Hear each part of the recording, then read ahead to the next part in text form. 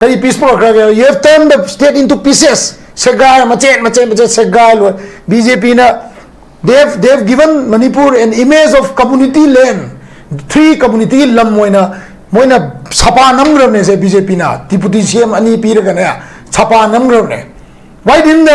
the politicians sacrifice? Nimsa kim CM oil muna ko nam law sine adune wen param ne. Yam seng na adune tin param ne.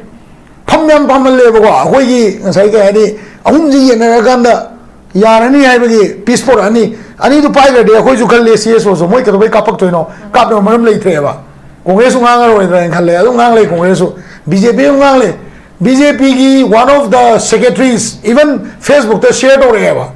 BJP masagi secretary BJP ki political party manung de lei ba masana phabbai nupa mana kokomi ki agitation da Chief Minister resign to why say mamangi the high dina handa kisina ke way high ri gaina mi mana ha ko mana se to e maming dipal loy ko mana se to there is a specifically ko perfect division inside the political party moi manung da perfect division le adu ki division du ki mami ne ba I ho ji da tari je ko ba adu ki division du mami ne moi me am lingjen manam ta ga di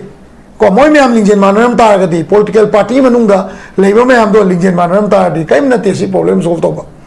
Kokomi do CM na resign to why so any other MLA can talk with Kokomi. CM na mana sounding na ay resign to why no pa do ay ka wari sa to no hire su ya ba. Ko ay ud kini mo ida mama ikai pi kini hire su ya ba but somebody else filler ma le ka tam ne ba. Mana ay si honorary ni government ni si honorary ni na hire ka tam ne ba. Filler mo le te ba no mi tare ni pa ni se ko. Aduga chief minister na peace process salu ba to ma ko wari sa na ru ba to akoi highly appreciate to but adu makha ta di kai no ba. Maka tahu pona besar dengan pak pak tabak susah air apa? Sana itu saya berapa kau memang kuilas thang saya air kita why no kau memang je. Development itu tak kau ye bako but peace process tu maka satu udah unatro. Mina mana te honorable chief minister na ting no pol sakni air apa? Kuki chief association memang tu na silga nama ka jadi dah mamingu pal kene je. Usik silga nama ka statement thole apa? Not a single action has been taken. Government ki PRO na Sigi potse akoi ignore to we natraga akoi si potse kan hoi de akoi basi recognize to de hai bo hai de ba ko hai de ba fare Kangpokpi chalore senapati chalore ai yang sakya da thingoi ya di ngasi mak phone to biro ai ga yu ta gai pu chau ge thingoi dra ba adu makana de da ko ai kan mai je matam jam tele akoi wangang mai matam leitri sumaina government ni su matam leite government is responsible in react to ni nge ko political parties are responsible for anything. I say ko. Congress ki so masagi self inquiry to biyo ke sugai de khadi mani hoy kala ga de mani hoy uklimam to ji de. I say parliament nga gun ba ka tangi thabak to gum je ko yam seng na da. Congress ke bhawa me am ai bi ne alpha athar to amta kam keno da akoi gi se kangam se amuk tang khak IDP manak ta amta IDP ga meeting pam ji ne Congress nam ta sin bi ro ne. Okrami mo bine sinbira kaya ba kananum ne sinbiro ba kangam du pubiro kokomi ga IDP me am ga tai phazan lei let us have a sitting 2023 dagi ngasi ba odane IDP outer adane IDP se outer gi IDP adane no mo ba kangam ne la not even a single cup of tea thakni nadri si bibam ni da muga kenona to kenona hemantana kon ka han ex minister hemantana vote kom sai adu so outer da Congress ta vote pi daga di vote kar hoega na ade kha mana mantri bangdo ne na langale lebak se to isi kai no akoi sibu akoi matam yam leite akoi chahi se yam akoi chahi se yam he ho ji ko 44 45 surab ne akoi su chahi yam he ba akoi life si ne si khabang nom si na to atop achievement am ta leite ba akoi life si socially akoi achieve to dri paisa tan bade achieve to dri adum every 5-10 years kuding gi lebak se politician me am jina toan ba angle da iran tawalla ga akoi na tongau bisat ke to da ai sumai ne tongau bisat ke to nung tom jalak ba ban na da ILP gi khumna me to no masa ga to ga ai ga ayang pali lambi phaw ko da khumna ma to no lan be ro ba sigum ba situation je praja gi matak da boiling point bo ingal is kana ne ingal no irresponsibility and incommunicable government jina tawali ne ba government jina phajana communicate to biraga di ko sigum ba issue je kaim ta lei to bi dena kai no la kudra gi mi bo sena gam de ko me ne na only 27-28 lakh Uttar Pradesh ki kendra ma gi ne constituency amada 75 lakh matak da mi le ba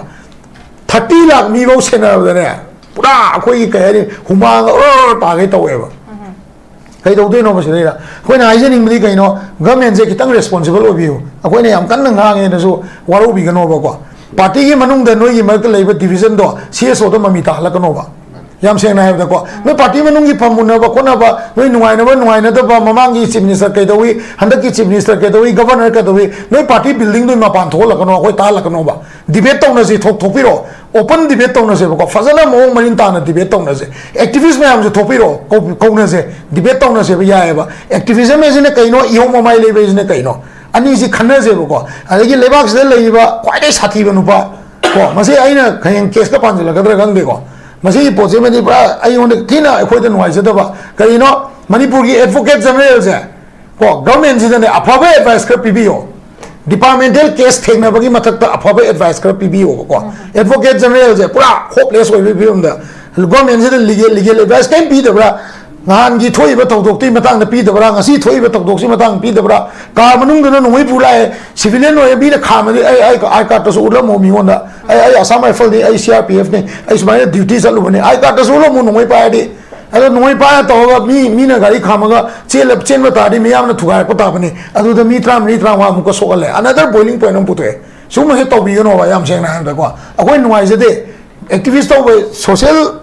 responsibility low by je CSO to sia wa thabak ne base ko ainga tum jong thong phote aina haise isini akoi usi 44 45 sure life ki achievement kaim leite yum gara dukan gara bara hole adu na taba achievement kaim leite ba koi future da chai trawa kunji da akoi bu smain taw sum sigra da ba mi maram dona akoi su ichai su pu dana park ta chatna nokmi na dana nuai hing pa mi ne akoi su ko moi su pa ngani chief minister oi su pa ngani nuai ne hing min na se ba sarkar na praja ga responsibility lo bi raga communicable oi ba government ama oi bi yo haija bani da ko laksi oza ki mot ondi hujik si chief minister gi akoi gi threat to lady Ccpur And Moreh da chat kani habi go form se lady masida ma sat kadra ama song akoi gi hujik su iran gi thum dana sidane mai on se lakanda khara pano pi pe khagada bu hang su myam bhangi kari mo thambi ni oza ai ma ye ge ko hojik se lebak se lady se yo se pu ba hai ma ga hai ba ma ga ko activist oina ngang ba hai ba ma ga political commentator hai ba ma ga hum je khena ba ma dakar oi hojik se ko ado masida kamai do ge da politically yengda ga di chief minister se ma na chat kera chat loi ra ma ya pa mane khoi kem dakar oi de ma thong ni chatling chalo chai na to up to his will ma ya pa mane mana magna tawi se chummi na khan ba mai su ja khre le mane ba mai ja ra soi le mane ma on da hai ba tak pa ma on de pok tak pi ba mi khre le mane adu gi mi sing du na ma na tawi se chumme khalaga hai bani na ma na chumme khala chatha bani na madu gi reaction lak sa ma na cha ja ta bani ko simle ko ani su da masai gi miyam gi lei wa khonjel se hojik se kamai to ge da social media matam ni na even masai gi ka ta re imung amagi manung da sumang da moi koluk ta wangang ma matam da koluk ki mi kunthra le matam da tara bo lepa ga taroi da mi du na hojik se social activist ka endo da na hojik tholak ta na kano se situation ji bu control tong no ba to re ne ba situation ji da ko control tong no to re ne ba ai hai je ge ba ko hojik yang bi do miyam sina kai khan ga da ge hai do ai hai je ke ba se hojik le se ngasai gi United Committee Manipur amuko ko Fox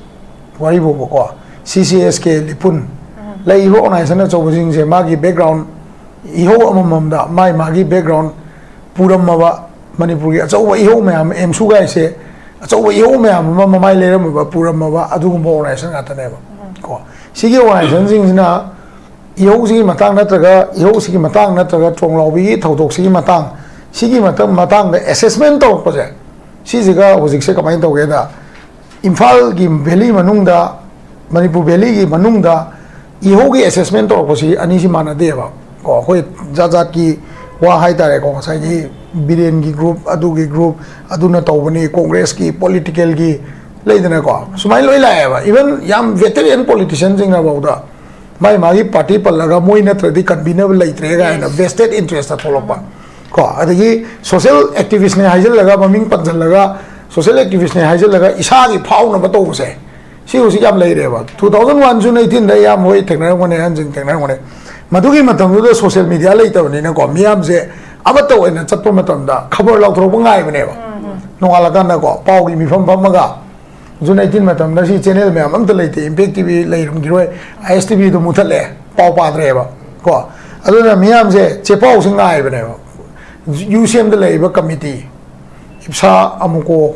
ko duga ko gi kano se UPF ki si apunba committee CSO 45 50 yum sina punjal laga laga me punjal lai sina kari lau thor ke je ngai ra kan miyam sina adu act taw ne ba hausik sina kamai to ke kan na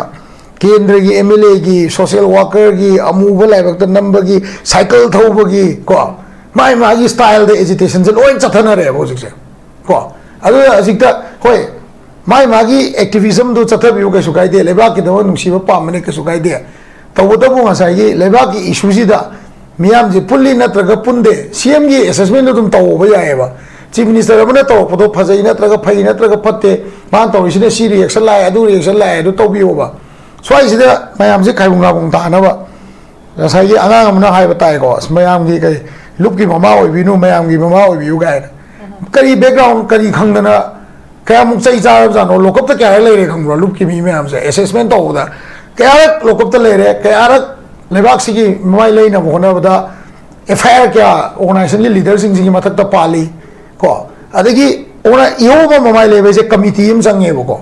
committee si gi manung da PR committee laini, then legal ki committee laini, ihong tau na ba imai ben sing committee laini, ko. Sida na kanam na si situation sida sugam lu ba timing sida magi mi wa gano adu ki mi gano mara pa beju mana kau tho pam me ai na kau tho pam me kari no moi na pam me se kai no swai da si ki phibam sida bo chief minister na kano chalaga samna da Moreh chatkera Burma chatkera Bangladesh chatkera pa America chakke kai belu lei dori ge sida Karana CM na tawi ba thabak si paliba administration jina tawi ba thabak si chumna tawi na traga lala tawi akoi public ki favor da tawi na traga taw de ha bese activist mayam jina assessment tawaga mai magi vocal da CM tawi se akoi praja da si so ni si taw ni sumai taw ni ha bi ya ba CM du gi mathak da ga organization mayam je assessment ba moina ga tawkhle ba wari bo ko soi mathang ji da la ka di background do amtang yeng mina se ko akoi na Chief Minister na to si organization sing jina as a UCM gi secretary as a kokomi gi member moina akoi na mun na yenga mai steps assess to godam ne ba asigi lan ji gi thoi ba gi background ji sugang ngang de ba mi ma thola ga so dum committee ma tha da sem de la akoi na si le pani ga to ga ta thoi da lep salak ba uncontrollable yo mo ra ta ga di akoi na pami ba ngasai gi government da perform to ni go pot gi agenda tu gi wang ma da chakra kanda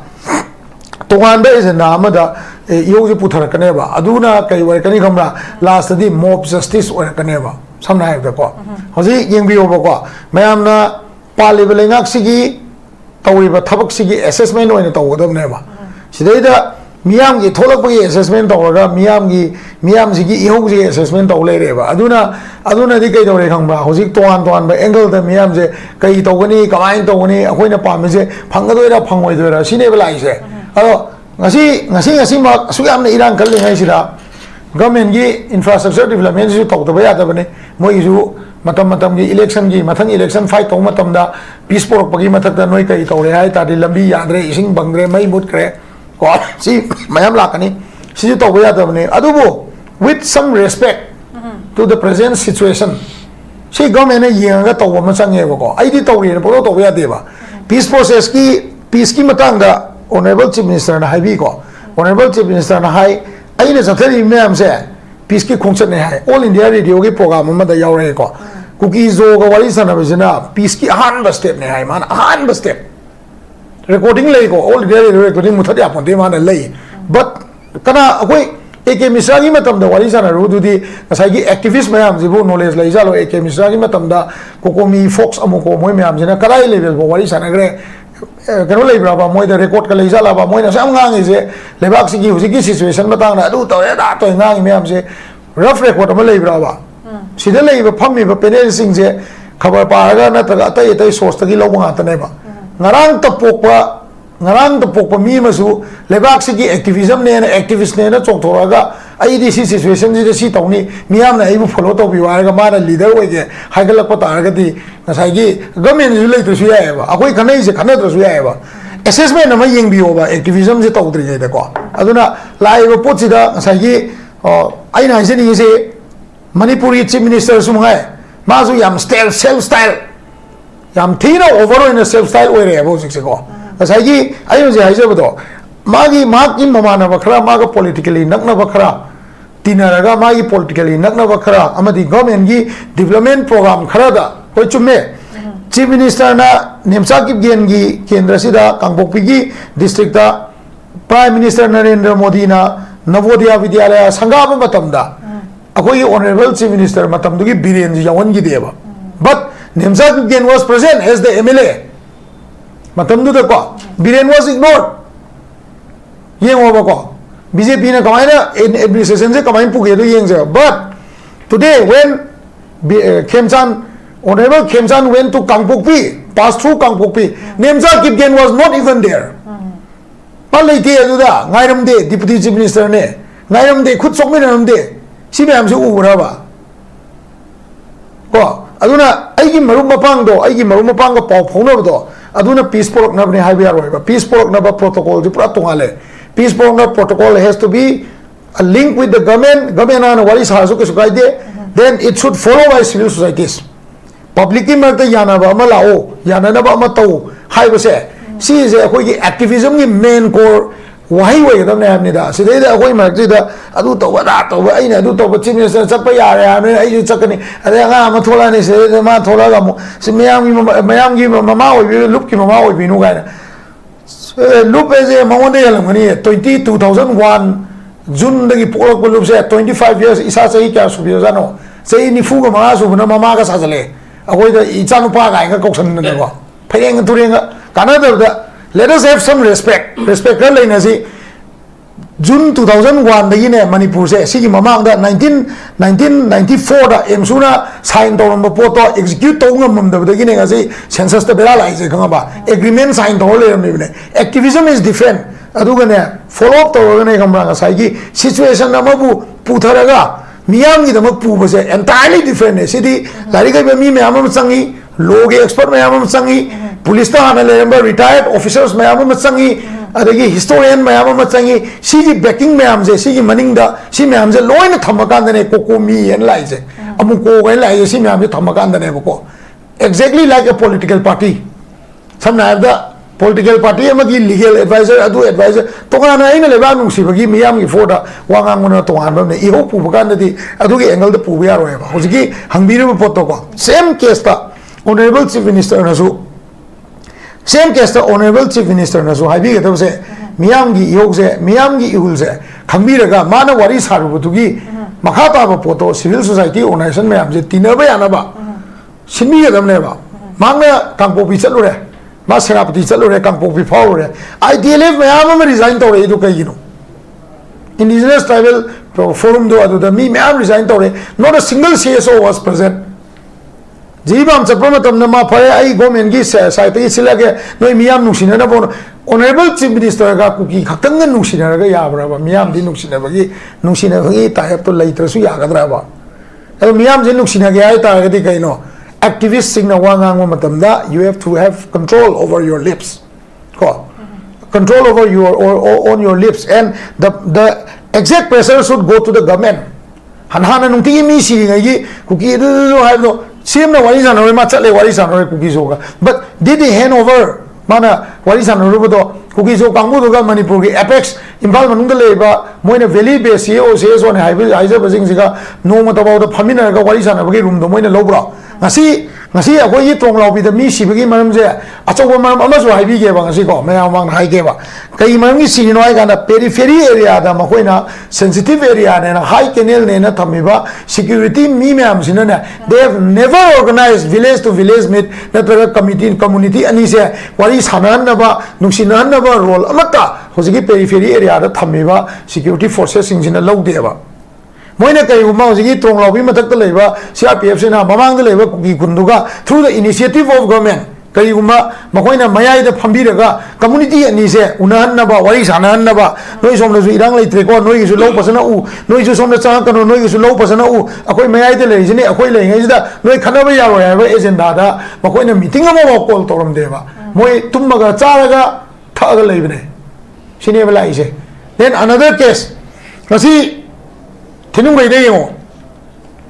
thing भाई ये Assam rifle army की मी सिंधुना करो तो सुननेगा मी उन मी ने खामदो खुलाई सुयो में है नोमे यावडी आई कार्ड उठ के तुम नत्रो आई कार्ड उलम मगर चट के तो चलम दे ना लांथोक रे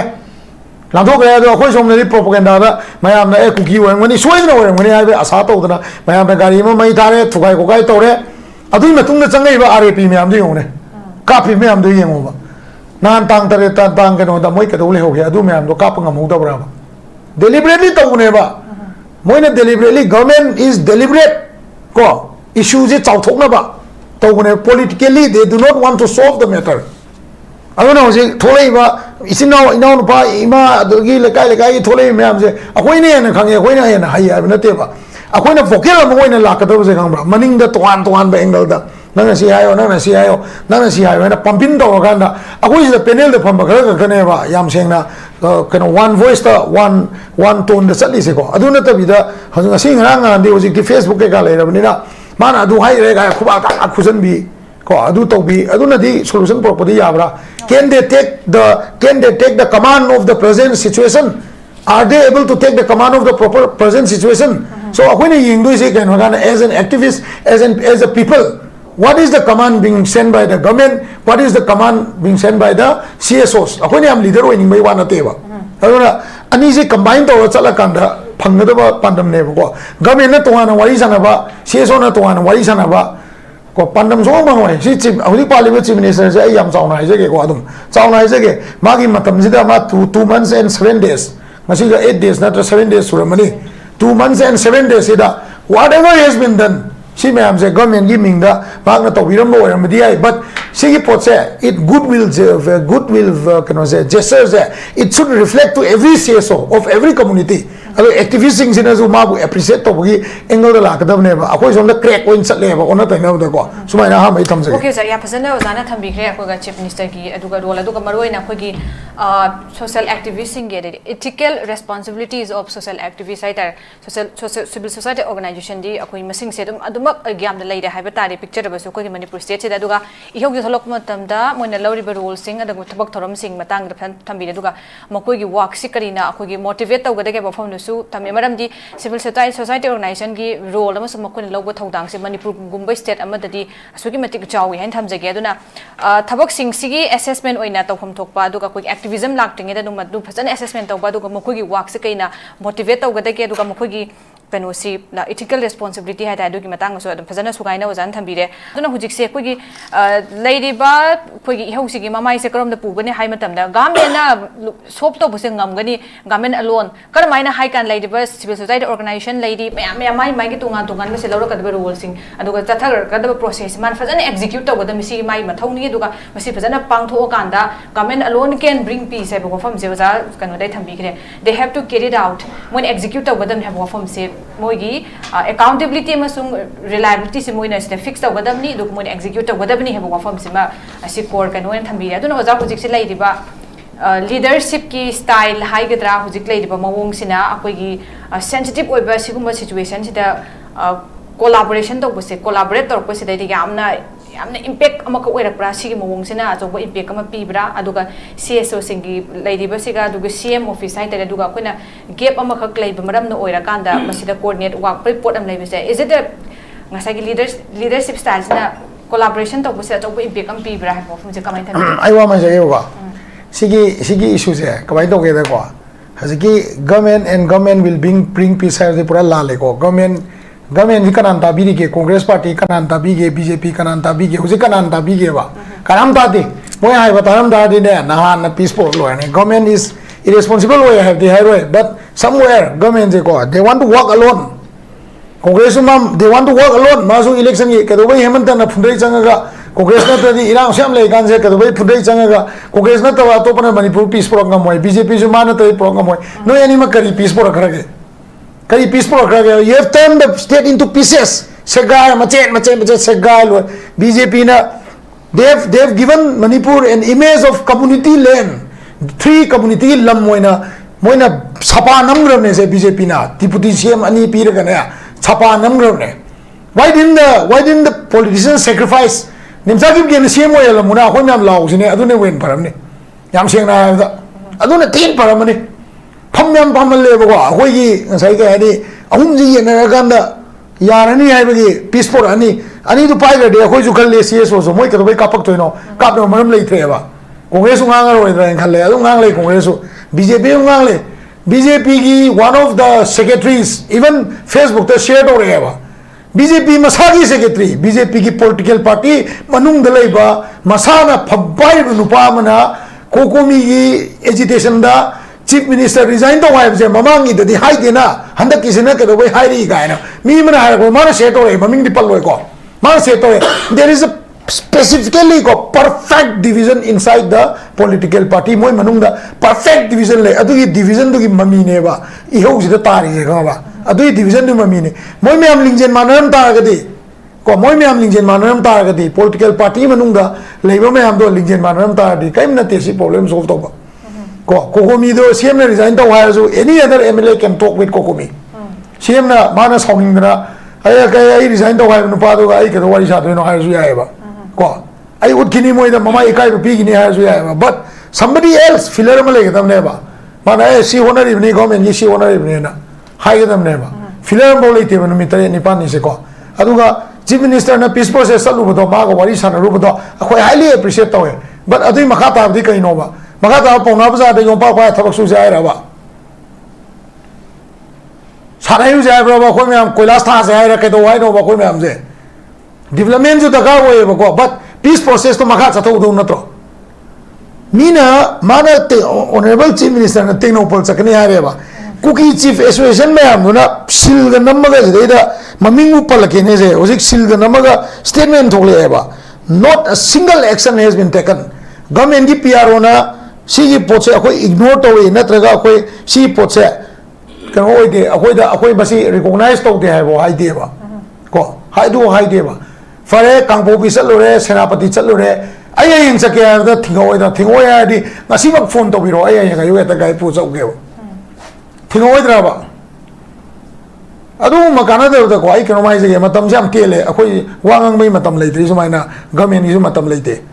government is responsible in react to ninge ko political parties is responsible in ninge ai ai ninge je ko congress ki jo masaji self inquiry to biyo ka sugai de khaidi mani we kala ga de mani we ukil mam to ji di ai ai je pali belenga gun ba ka tangi thabak to gum je ko yam seng na da congress ke baba me am ai bi ne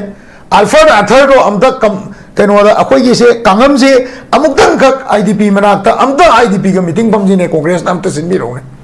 okrami bo bi ne sin bi ra ka ai bra kana dom ne sin bi ro ba kangam du pu bi ro kokomi ga IDP me am ga tai phazan lei let us have a sitting 2023 da gi ne ngasi ba da ne IDP outer da ne IDP se outer gi IDP ga da ne no mo bo kangam ne la ga not even a single cup of tea thak min adri si bi ram ni da muga kenona to kenona hemanta na kon ka ha ne ex minister hemanta na vote kom sai adu so outer da congress ta vote pi da di vote kar hoy ga na ade kha mana mantri bangdo ne na lang ale lebak se to isi kai no akoi sibu akoi matam yam leite akoi chahi se yam akoi chahi se yam he ho ji ko 44 45 surab ne akoi su chahi yam he ba akoi life si da ne si ji khadang nom ji na to atop achievement am ta leite ba akoi life si da socially akoi achieve to dri paisa tan bade achieve to dri adum every 5-10 years kuding gi lebak se politician me am jina toan ba angle da irang tawalla ga akoi na tongau bi sat ke to da ai su mai ne tongau bi sat ke to nung tom jalak ba ban na da ILP gi khumdam na to no masa ga to ga ai ga ayang pali lambi phaw da khumdam na to no su lam be ro hai ba sigum ba situation je praja gi matak da boiling point bo ingal is kana ne ingal no irresponsibility and incommunicable government jina to li ne ba government jina phajana communicate to bi ga di ko sigum ba issue je kaim da lei to bi da na kai no la ku dha gi mi bo sena gam de ko me ne na only 27-28 lakh Uttar Pradesh ki kendra ma gi ne constituency amada 75 lakh mathak da mi le ba 30 lakh mi bo sena da ne pura koi kai ni humang ta ga to ba kai do de no ba se da koi na ai ning mi kai no government je kitang responsible obi ho koi ne yam kan na nga nge na so waro bi ga no ba ko party gi manung da noi gi ma ka lei ba division do CSO to mami ta la ka no ba yam seng na have the ko no party manungi pamuna ba kona ba no nuai na da ba mamangi chief minister ke do wi handa ki chief minister ke do wi governor ke do wi no party building do ma pan thol la kono ko ta la kono ba debate tong na si thok thopiro open debate tong na se ba ko fazala mo manin ta na debate tong na se activist ma am se thopiro ko na se debate tong na se ba ya ba activism me ne kaino iyo ma mai le be ne kaino ani si khanna se ba ko adagi lebak se le ba kwai dai sathi ba nu ba ko ma se aina khayen case ka pan la ka dra gang de ko masi poche mani bra ai on kina khoi da noi sada ba kai no manipur ki advocate general se ko government ji ne aphabe advice kar pbo departmental case thekna bagi mathak ta aphabe advice kar pbo ko advocate general se pura hopeless oi bi um da government ji legal advice kan pi da bra ngan gi thoi ba tawdok ti matang da pi da bra ngasi thoi ba tawdok si matang pi da bra ka manung da no moi pula civilian oi bi da kham ai ka to so mo mi on da ai asam rifle ni ai crpf ni ai smai duty chalu bani ai ka to so mo noi pa di ado noi pa to ga mi na gari kham ga chen ma ta di mi am na thuga ko ta bani adu da mi tra wa mu ko so le another boiling point on putwe so mo he to bi no ba yam seng na da ko akoi noi je de activist to social responsibility low by je CSO to sia wa thobak ne bse ko ainga tum jong thong phote aina haise isini akoi yosi 44 45 sure life ki achievement kaim leite yum gara dukan gara bara hole adu na toba achievement kaim leite ba koi future da chai trama kunji da akoi bu smain daw sum sigra da ba mi maram dona akoi su ichai su pu dana pak ta ga chatna nokmi na dana nuai hing ba mi ne akoi su ko moi su pa ngani chief minister oi su pa ngani nuai ne hing min na se ba sarkar na praja ga responsibility lo bi raga communicable oi ba government ama oi bi yo haise bani da ko amain tham jage okay sir thank you so much am ngai je akoi